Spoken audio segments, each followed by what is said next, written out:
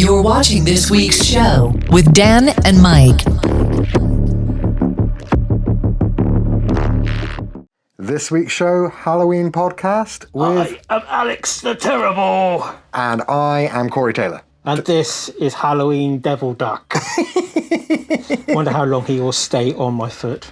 I mean, I genuinely, I love that mask so much. Just in case Alex does happen to be watching that is bought from your proper store. It came in a box marked from Russia with love. Yes, we explain this because Alex, one of his revenue streams to keep the band going is making and producing those. And one of the things that winds him up the most is the fact that he gets ripped off constantly, doesn't he? But this is an OG original Alex the Terrible from Russia mask. Yes, and take his advice is you can buy the fake ones, just don't ask him to ever sign a fake one because he'll probably stomp on it in front of you. Yeah, whereas I'm going to ask this one to be signed when we go to Bloodstock next year, and if he tries to stamp on it, it's like, hey, it's a real one, how can you not tell? And apparently he can tell just by picking them up because there's certain things that he does. Yes, and they're very solid. I have seen the cheaper versions and they are just plastic, whereas this is kind of... It's like a resin. Yes, it is. Yeah. Though do be careful if you do wear them. Don't try and smoke or eat because you will actually slice off your fingers. Yeah. I love the jaw moving as well. It's so good. Yeah, but I've really got to stretch my mouth open to make this Whereas I just have like a wiggling jaw. Yeah, you have a flappy jaw. It's like a gossip. But the hair looks good out of yours. I mean, that's partly why I chose this one out of the other ones, because there's straps across the top of the other ones. Yeah. And then I get like the weird sort of bit like that. My nephew wore this one, his hood up, but he had like a Deadpool hoodie on. Amazing. So it's just red. Yeah. Those pictures did look cool when you had your niece and nephew in it. Yes. So Halloween, we love Halloween. We have had a Halloween event that this gentleman right here actually put together, and it wasn't just getting a couple of bands to play. From a back room in a pub to selling out a 2,000 plus venue in only a few years. And the thing is that was not the only part of what made that so notable. It was what you did leading up to the actual Halloween Zombie Ball. There was Battle of the Bands for places at the ball. I'm thinking the walk. There's the walk that had a stage on it. Come the last two zombie walks we did around Exeter. Thousands of parents with their kids, because it was held at a time of day where it was a family-friendly event. And the last one was actually held on Halloween and was broadcast on ITV National News as let's go to a Halloween event somewhere in the country. And they came to us, and there was me looking rather red-faced and out of breath because I had to go from the venue up at the university down to the start of the walk. Yep. All that stress involved with like making sure the marshals were there and the police were involved and St John's ambulance and stuff. Yep. And then obviously I had to do a live interview to the whole country. It was amazing. On ITV News, and then set the zombie walk off with thousands of zombies just lurching around the city centre. So cute. And then up to the ball. And obviously a good part of it weren't for the families to go up to the ball because that wasn't for them, but the amount of parents that contacted us. It was cool, wasn't it? And said how grateful they were that we actually hosted something that was so family friendly, because it, like for parents, just being able to walk as a zombie was actually a really easy activity. And I think it's one of the reasons it got so popular. Yeah, it was free and ended up closing the roads down, and it just grew and grew. We proper took over our hometown. And he featured on our last podcast, the From the Vault, but our last Halloween Zombie Ball, it was almost like the epitome of our promotions getting to where we wanted it to go at that time. Because we had Skindred headline. Yep. We had Glamour of the Kill. Yep. Being our support act. We had Not Slip. Yep. Which was the UK's leading Slipknot tribute act, which Slipknot know about, they love, and they've signed their masks. They have, yeah. We also had Dainton and Pritchard of Dirty Sanchez as the after party. Yes. Alex Baker. Alex Baker, who I did see this week, is now being the voice on Gladiator. Amazing. Well done, Alex. Like, I don't know if it's a companion podcast. I didn't read into it. I just saw his post going like, oh, that's cool, because he does the monster trucks as well. Alex Baker's gone a long way since playing our Zombie Walk. He has indeed. But we also had a great time. Shout out to the guys in bands that don't exist anymore, but the guys in I Divide, especially Tom Cav, who's still pumping out music like there's no tomorrow. Cambion, The Dreamer Within. Yeah. Shout out Elliot and Charlie. And The Dreamer Within particularly, they turned it into like this weird, almost like cyberpunk show with Glow stick rave, but it was to metalcore. It was incredible. It was good, wasn't it? Probably one of the most fun things I've ever been part of organising. The fact that we managed to get Skindred play, that was pretty special. And we also got the accolade from Skindred's tour manager, sound guy, who was the one that organising Load In and Load Out. He's never seen a venue catch up from being late to being early across the actual stage times, but we had something like 20 stage hands for that main stage, didn't we? We overpopulated with help because, it was crazy. It was a sellout event. Yeah, well, it was great because we had like a little to me, to you dwarf, like 7 dwarfs, pass. And we just cleared Not Slip off the stage and Glamour of the Kill so quickly that the ones then setting up were like, well, we got so much time. You've actually, we're used to doing this under so much more time pressure. What can you say? The boys from the West Country. Yeah, we know how to run a gig. Yes, especially if it's Halloween orientated. I think that last one, we were just lucky that Halloween was on a Friday and the venue we wanted was available and the bands we wanted. Everything just kind of fell into place. We won't talk about the year afterwards. No, thank you. But instead, I did come up with a couple of weird Halloween facts which you were confirming before we started recording. But we're talking... some Halloween stuff. Sorry, I've got glasses on under here, and there we go. We were saying that, did you realise, because we're in obviously 2025, that Halloween is nearly 6,000 years old? Not in the way it is now with plastic skeletons everywhere, but... Or trick-or-treating. Yeah, the celebration of Samhain and... the Mexican Day of the Dead as well. Christian All Hallows Day as well. Yeah, it's all around the same time, sort of the beginning of winter, the end of autumn, the end of the harvest. And then corporations came along, amalgamated it all into one way to make a lot of money. Well, there wasn't a Santa Claus and proper identifiable Santa Claus globally until Coca-Cola made him a big, bushy bearded, red jacketed kind of lovable granddad. Yeah, and that's not a lot of people realise that Coca-Cola is the reason that we actually have a Father Christmas. Yes. Though what surprised me, we've only got the facts from America, but did you realise that Americans last year spent $12.2 billion on Halloween celebrations? I can imagine most of that going on Reese's Pieces, though.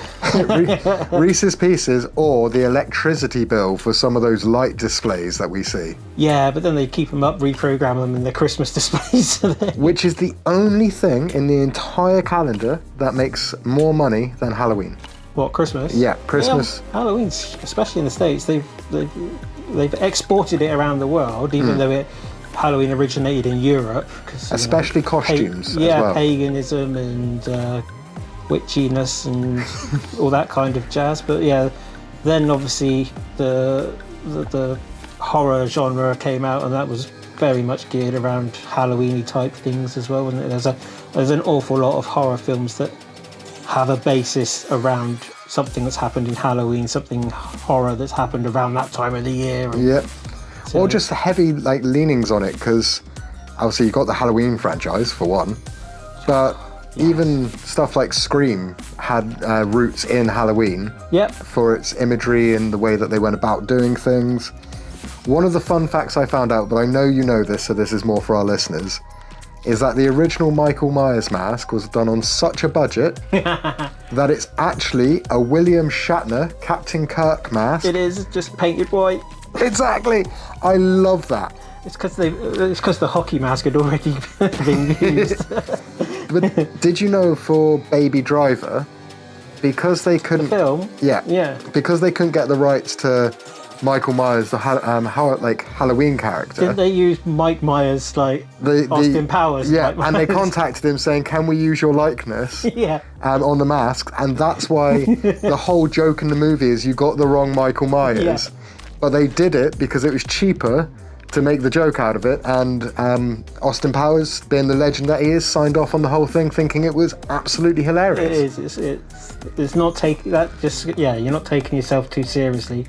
You could have turned around and goes, "Oh, what iteration what he has?" It's like, am I Shrek? But I think he actually said the reason he loved it so much is he's like, "Oh, I'm getting my Michael Myers moment because people are using a likeness of my face, the way that Shatner's face was."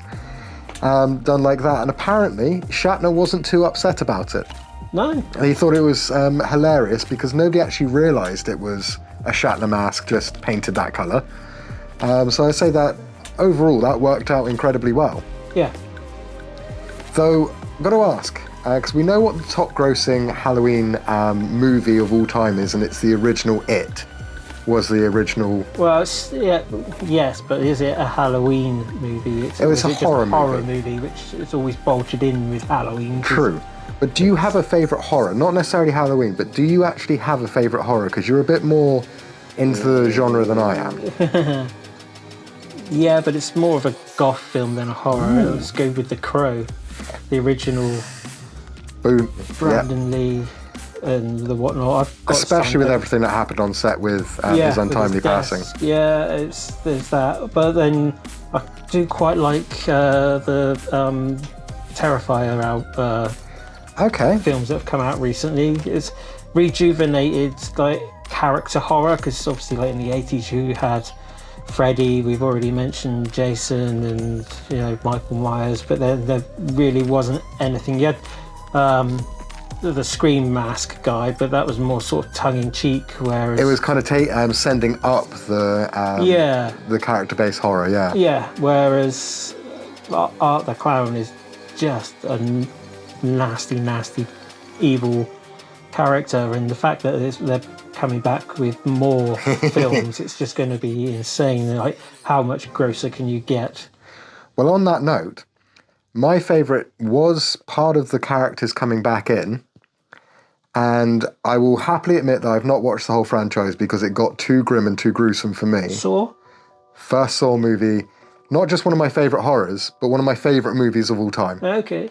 Because there was like a resurgence of those kind of films in the late 90s, early noughties. You had like Hostel and Saw. And, yes. There was the Insidious franchise and the Cabin on the Hill and things like that. The stories were there, but there was no real character like Art the Clown or Freddy. There was kind of Jason, those kind of things, but it goes in cycles. Yeah, well, the most scariest thing on TV nowadays is the news. Absolutely petrified. I'd rather watch a horror film than the news. I nearly did actually just wear a Trump mask because it's the most terrifying thing that I could think of. Yeah, underneath this I've got a Nigel Farage mask. Oh no!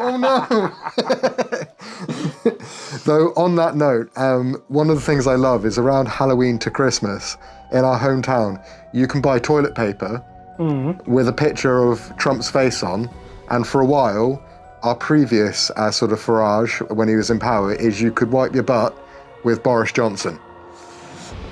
And I think that's the most appropriate use of his image, with to be that honest. straw hair, I think it'd be a bit itchy. Behind this mask, I'm smiling. Well, you've got quite the big smile at the moment, but your teeth are looking a little bit unclean, How can you tell I've got the mask on or not? I did mean the mask. Though one of the ones that we found quite interesting when we were doing the research, because it's not a horror movie, but its original iteration was meant to be, is, and I'm sure you know this because of your just knowledge about horror, that Hocus Pocus was originally not a comedy for Disney, it was a horror called Haunted House. Makes sense. And then they switched it all around and gave it what we know now, the Disney treatment. They Disneyed it up. Yes, but I found that quite fascinating because there's a few movies that should never have got like as popular as they did, but it wouldn't be for like the weird different things that happened to it. Yeah. Like a bit like Saw. They were so lucky to get the actors that they did because it was, if I remember correctly, call me out in the comments, but that one was a university project. And hitting the notification bell. But that was a university project, as far as I remember, or it was written in university. Lots of things are. Harry Potter, that's quite scary. I mean, a university project. To be honest, what scares me more is the opinions of the author, but we'll leave that alone. We don't agree with the Rowling. She's let's just say she's got a bit opinionated on things that she probably shouldn't be as opinionated over. Yes. Let me just readdress my little list here. Did you know that the longest haunted house in the world is 3,564 feet long and it's 80 foot underground? What's that, like a bunker? It's got to be some type of bunker, but talk about terrifying, knowing that you're 80 feet underground before you've got to go back up 80 feet to get out of the haunted house. That would really ramp up the claustrophobia. Yeah, and some of these haunted houses, like I watch a lot of prank channels like Shammy, Maitland Handley, loads of stuff like that. And on Maitland Handley, they got a guy that jump scares, so one of the cameramen, brother to Maitland's wife. They leave him alone inside one of the haunted houses where the main thing is actors chase you around and deliberately try and scare you. Yeah. But all of the actors took a little bit of extra cash from Maitland so that they would deliberately make it even worse for the guy that he was trying to prank. And it made me think that if only we had something a little bit more like that, because we're in the UK, we don't get those type of Halloween setups that America gets. Not in a big style, because like this year, the Wyatt Six from WWE are doing a Halloween installation in Disney. Exactly. So we got some stuff to learn. Like we need more Halloween like fantasy fun parks. But we've got more history than the Americans have. So with their Halloween, like our horror stories are all based in real things, whereas the horror stories in the States have sort of only been around for 80 to 100 years, like your Ed Gaines and people like that, whereas we've got the Moors murderers, and even though that was last century, we've got stories that go back like, it's the 5th of November soon for here in the UK. It's where we celebrate a failed terrorist attack from like 300, 400 years ago. To be honest, guys, I am thinking that I'm going to stop celebrating the 5th of November because I'm kind of on Guy Fawkes' side. Well, burn down the government. If you've seen V for Vendetta, that's the reworking of it with Natalie Portman. Oh, that genuinely is terrifying to watch now, because it's kind of, if it was based in America, well, and here as well, it's 1984 all over again. It's so close to what, like, I was talking to you about this at the weekend, is we watched Children of Men, and that's only a half step away from what we're doing to our refugees at the moment. That's what I'm saying. The news is the scariest channel out there. And just to cover off, my main message when it comes to stuff like refugees in the news is hate billionaires, don't hate people that are coming across in a boat, because they're going to cost you nothing compared to billionaires.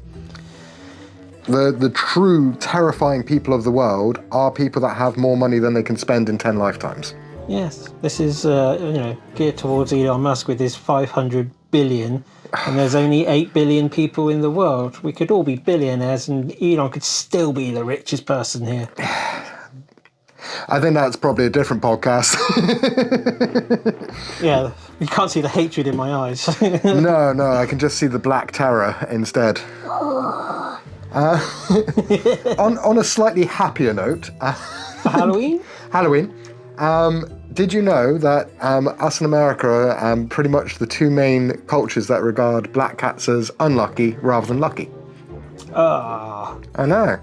Most of the places, that's a sign of luck, and we've turned those beautiful little black kittens into a sign of evil. I mean, don't get me wrong. I have a cat, and I know that if you don't stroke it the right way, then it does become concentrated evil with claws. But your cat is Ginger. It is Ginger, and therefore is a lunatic. Yes. An absolute lunatic.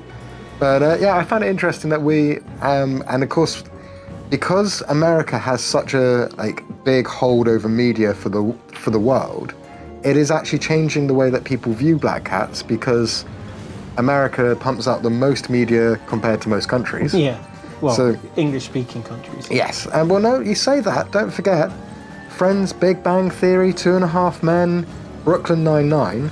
Those are TV shows that taught people to speak English because they were so popular that people would have their own language subtitled over the top, and it helped them learn the English words. I actually met about 15 years ago somebody that had taught himself English purely off of watching Friends. Oh dear. I know, he did say "oh my god" a lot. Oh my god. Oh my god. But yeah, I love the weird little things like, did you know that Harry Houdini died on Halloween? I did, yes. Yeah. And I find it so fascinating that he just, because one of his things was to get punched in the stomach really hard and be able to just shrug it off. But he had to properly prepare And that's what killed him in the end. because he wasn't prepared when somebody did it to him. Bron Breaker Yeah. speared him. Bron Breaker speared through time Yeah. into Harry Houdini. And then put him in a safe and then dropped him in a river. Oh, brilliant. But yeah, also this year's Halloween, it's on a Friday and there's so many good albums coming out. You are not wrong. You are not wrong. It's ridiculous the amount of good albums that are coming out. Are we talking like Halloween-inspired stuff, or just album No, drops just happen to line albums up? in general, because it's a Friday. Albums come out on a Friday, and there's just a lot. I'm guessing rock, metal, alternative. It's Christmas for us, so let's release it all on Halloween. Why not? So essentially what we're trying to say is that you've got plenty to do. You can buy yourself either a completely unofficial Slipknot mask or a completely official Slaughter to Prevail mask, because I'm sorry, Corey, I didn't pay you for this. You what? I know, but I did support a local business because this was made in my hometown. You know exactly where I got it from. Lovely dude. He just loves Slipknot, so he makes the masks for people. Fair enough. I actually have 2 more Corey masks that I bought off him, just up there. And the only reason I don't have the rest is because one was a milk bottle. You can make that yourself. Yeah, and the other one, I always thought of him as the blue orc from the Hobbit movies because it looks so similar. But I did love the one that he could peel the bits off. Yes. So cool. But yeah, let us know in the comments what weird Halloween facts that you know that we've missed off on this. There was probably double the amount on the list I was looking at that I managed to write down that were interesting. But a little, health warning. Your standard trick-or-treat stash is actually 11,000 calories. And whilst America did produce, let me just look at the number, 9 billion pieces of candy corn last year, Mike will tell you what the most successful Halloween treat is. Reese'sPieces. There we go. In America, not over here. No, but these are American facts. Clearly, it was an American website. But just the sheer scale that if there's 9 billion pieces of candy corn, but Reese's Pieces outdid that, that means on just one day of the year, something like 10 billion Reese's Pieces were handed out. Yeah. Those numbers just don't compute until you remember how many people are actually in America. And then you see all the fat kids. True. So do be careful, because 11,000 calories is an awful lot of calories. Make sure that, you go for a run, chew some gum, drink water. The most important thing is never say, "I'll be right back." Don't do that. Never go upstairs, and never say, "I'm just going to go and get the beers from the fridge." Yeah. Especially if, people have been murderized by somebody in a a Scream mask. Or just a mask. Anyone that Yeah. murderized usually has a mask on. Leatherface, that's a good one. That's based on Ed Gein as well. True. Just also make sure that if you are doing any type of Halloween stuff, don't prank people that aren't into it, because It is a time where people can get away with nefarious things, so make sure that you knock on the doors that you meant to if you're trick-or-treating. You prank people that are clearly up for doing it. And to be honest, do what we do and just have a little bit of fun putting on a silly mask and having, a slightly different day. I just hit my chin. Well, that's because it's flaps a lot. Yeah, I like looking all studious like this. You can push your fingers into your eyes, but you can put your whole fist in your gob. Actually, this is a point. I can't push my fingers into my eyes because there's netting in the way. I can't either. Yeah. I can't get my fist into... I can't even get a finger in my mouth. Corey Taylor, please advise, how in this mask did you ever put your fingers into your eyes? Because there's things stopping it. Maybe he It's was... the only thing that really stops the ache. Maybe he was actually just pushing his fingers into pies and we've all got it wrong up until this point. This is what I sing. Push my fingers into pies. This is how you tell if they're hot. You shouldn't just do what Jim does and slap his wang straight into it. Like warm apple pie. On that note, I think that's probably the end of our Halloween podcast. I'll be right back.